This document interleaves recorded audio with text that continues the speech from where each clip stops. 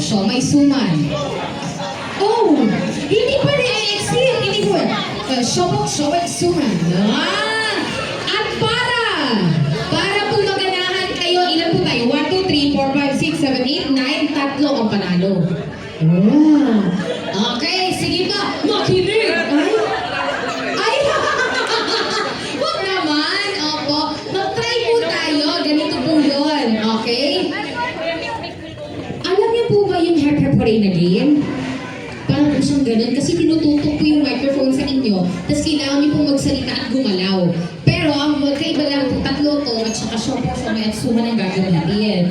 Kapag po sinabing siopaw, dapat yung kamay po natin ay siopaw. Kasi ganyan po kalaki yung siopaw eh. At dalawang siopaw po meron kami. Ayan. Siopaw.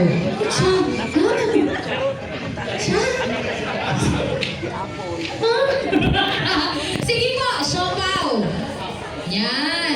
Tapos kapag po siomay, maliit po. So, ganyan po, siomay. Ganyan. Parang flower po, no? Siomay. Siopaw, siomay. Dalawang kamay po yan, ha? Ngayon, ang last po natin ay suman. Ang suman naman po natin ay ang suman naman po natin ay pahaba.